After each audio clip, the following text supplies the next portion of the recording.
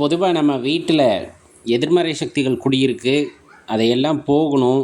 அதுக்கப்புறம் வீட்டில் நேர்மறை சக்திகள் அதிகரித்து காணப்படணும் அப்படின்னு நினச்சா சில விஷயங்களை தொடர்ந்து செய்யணும்.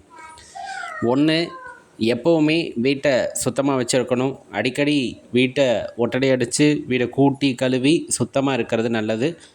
முடிஞ்சதுன்னா சுத்தப்படுத்தினதுக்கப்புறமா பார்த்திங்கன்னா நிலவாசலில் வந்துட்டு மாவிலை தோரணம் கட்டி விடலாம். அது திருவிழாக்களுக்கு தான் கட்டணும் அப்படின்னு அவசியம் இல்லை. எப்போல்லாம் வீடு சுத்தம் பண்ணுறோமோ அப்போ கட்டுறது உசித்தம். வீடு சுத்தம் பண்ணதுக்கு அப்புறமா பார்த்திங்க அப்படின்னா ரொம்ப முக்கியமாக பண்ண வேண்டியது சாம்பிராணி புகை போடுறது அப்படின்னு. ரொம்பவெல்லாம் இல்லை, அப்படியே ரொம்ப கொஞ்சமாக போட்டோம்னா அந்த புகை வந்துட்டு வீடு முழுவதும் பரவும். அது ஒரு நல்ல நறுமணத்தை ஏற்படுத்துவதோடு நல்ல ஒரு ஒரு உணர்வை நமக்குள்ளே ஏற்படுத்தும். முன்னாடி வெள்ளி செவ்வாய் அப்படிங்கிறத வச்சு அந்த சாம்பிராணி போடுவாங்க. இப்போ நம்மளுக்கு தேவை இருந்தது, வீட்டில் வந்துட்டு ஒரு மாதிரி எதிர்மறை ஆற்றல் இருப்பது போல் தெரிகிறது, திருஷ்டி இருப்பது போல் தெரிகிறது அப்படின்னா அடிக்கடி சாம்பிராணி போட்டு வந்தோம் அப்படின்னாலும் உங்களுக்கு அந்த பிரச்சனைகள்லேருந்து தீர்வு கிடைக்கும். ரொம்ப முக்கியமாக பார்த்திங்க அப்படின்னா குடும்பத்தோடு உட்காந்து பாடல்கள் பாடுவது, சுவாமி பாடல்களை பாடுவதும் அப்படின்னா வீட்டில் நல்ல அதிர்வுகளை உண்டாக்கும். இல்லைன்னா குறைந்தபட்சம் பார்த்திங்க அப்படின்னா அந்த ஒளிநாடால் அந்த பாடல்களை ஒலிக்க விடலாம். கனகதாரா ஸ்தோத்திரம் இருக்கும், கந்தசஷ்டி கவசம் இருக்கும், சிவபுராணம் இருக்கும். அவர்களுக்கு பிடித்த பாடல்களை வந்துட்டு வீட்டில் ஒலிக்க விடுறது அப்படிங்கிறது ரொம்ப சிறப்பு. நல்ல வாசனையான மலர்களோட பயன்பாடு, பூஜை அறையில் வாசனையான மலர்களோட பயன்பாடு. நம்ம வரவேற்பறை இருந்தது அப்படின்னா அங்கே உருளி வச்சு அதில் நல்ல வாசனையான மலர்கள், அதே போல் பச்சை கற்பூரம், இதெல்லாம் வீட்டில் நம்ம அதிகமாக பயன்படுத்துகிறோம் அப்படிங்கும் போதே வீட்டில் நல்ல அதிர்வுகள் அப்படிங்கிறது உண்டாகும். அதை நீங்கள் கண்கூடாக காண முடியும். ரொம்ப முக்கியமான விஷயம், வீட்டில் எப்போதுமே பஞ்சப்பாட்டு பாடக்கூடாது. இல்லை தீந்துருச்சு அப்படிங்கிறத பயன்படுத்தக்கூடாது. வேணும், வாங்க வேண்டும் அப்படிங்கிறத மட்டும்தான் பயன்படுத்தணும். அது ஒரு நேர்மறை ஆற்றலை உண்டாக்கும் அப்படிங்கிறத ஞாபகம் வச்சுக்கோங்க. எதிர்மறையான வார்த்தைகளோட பயன்பாடே இருக்கக்கூடாது.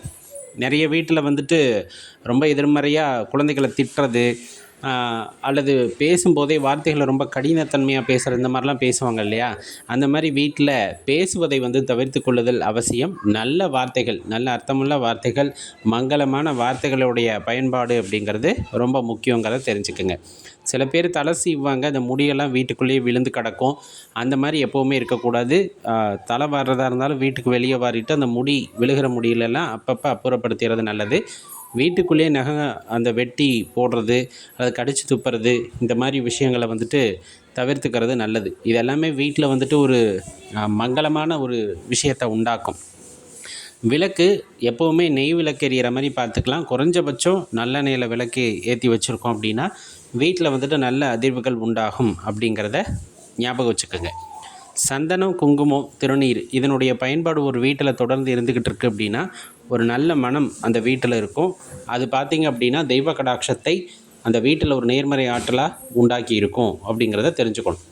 அதே போல் நிலைவாசலில் நம்ம வாரத்துக்கு ஒரு முறையேனும் அல்லது குறைந்தது மாதத்துக்கு ஒரு முறையேனும் பூஜை செய்தல், மலர்களால் அலங்காரப்படுத்துதல், இதெல்லாம் பண்ணும்போது வீட்டில் குலதெய்வத்தினுடைய அருள் பூரணமாக இருக்கிறனால வீட்டில் தெய்வ நடமாட்டத்தையும் நம்மளால் உணர முடியும்.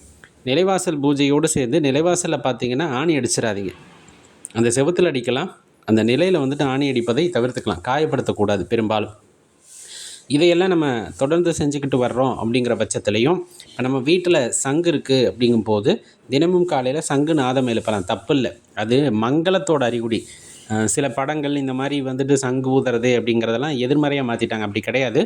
ஒரு வீட்டில் சங்குநாதம் எழுப்பப்படுகிறதுனா அந்த வீட்டை சுற்றி எந்த ஒரு தீய சக்தியும் அண்டாது அப்படிங்கிறத ஞாபகம் வச்சுக்கோங்க. அதனால் இதெல்லாம் செஞ்சீங்க அப்படின்னா வீடு ரொம்ப மங்களமாக இருக்கும், லக்ஷ்மி கடாட்சமாக இருக்கும். வீட்டில் நேர்மறை அதிர்வுகள் இருந்துக்கிட்டே இருக்கும். மறக்காமல் இந்த பதிவை உங்கள் நண்பர்களோடு பகிர்ந்துக்குங்க. நன்றி, வணக்கம்.